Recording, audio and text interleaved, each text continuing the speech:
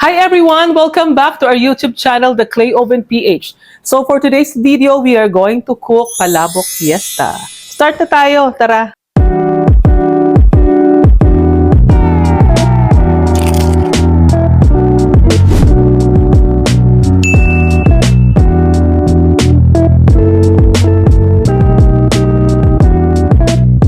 Okay, so gagamit ako ng achweti oil for this para makulay talaga siya. Garlic.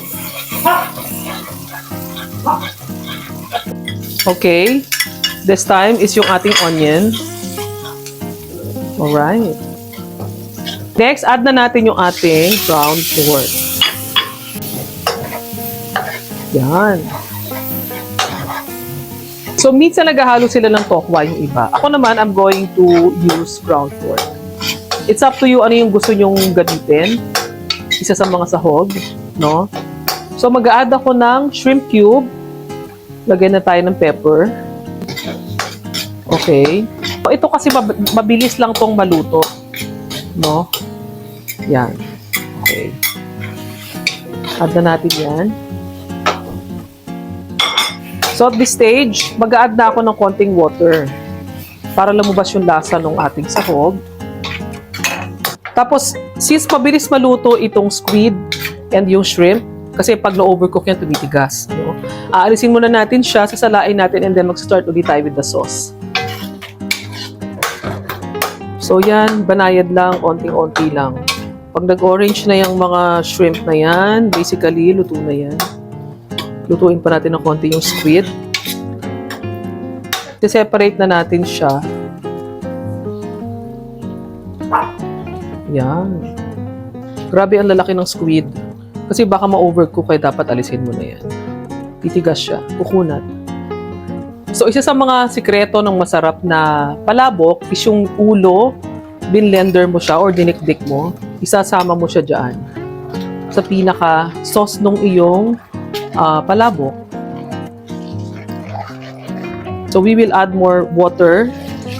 Ito na yung pinaka-stock niya. Todo na natin yan para ma-sauce talaga. Mag-a-add ako ng tinapa. Yan.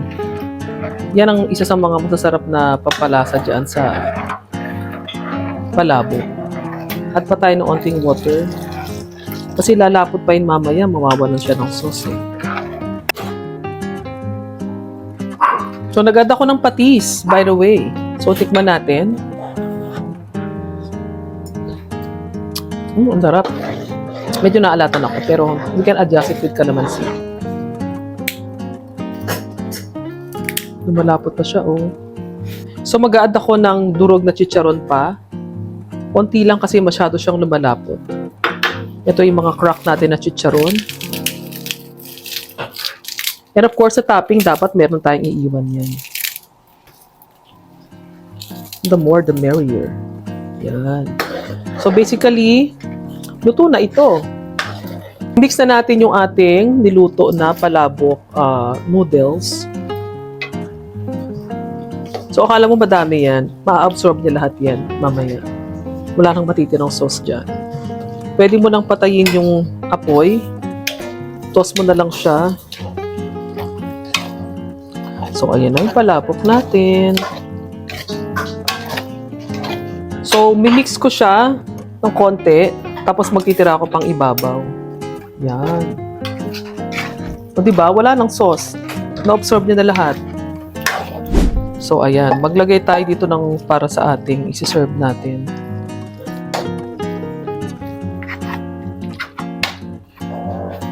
So, ito na yung sahog, yung ating tinira natin for the topping. Ayan. More topping. Syempre. More chicharon on top. So, ito pa yung ibang chicharon. Maglagay pa tayo ng toppings. Yung durog. More of this.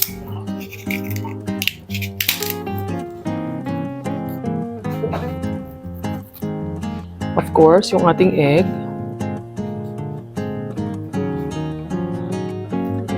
Simple lang, diba? Dali lang magluto ng palabok. Sa totoo lang yung palabok sa Quiapo. Gusto ko siyang gayahin eh. Pag-aaralan ko nga yun, ang sarap talaga nun. Para sa akin, the best talaga yung palabok na yun na nabibili sa Quiapo. Mas gusto ko ang palabok kasi pasta talaga. Except marinara. Iba pa rin ang marinara. Gusto ko ng marinara. The best yun. Okay. Spring onion. To top it off pa. And then ang ating kalamansi, syempre. Sharing yan, syempre. So, dagdagan mo siya. Ayan. Ating palabok. Ayan.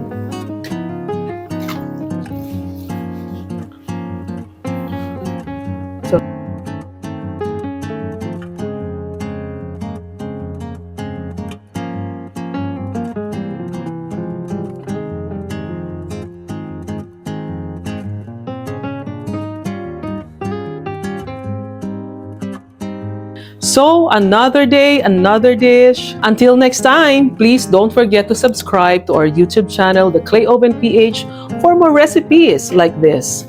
Bye! Thank you for watching!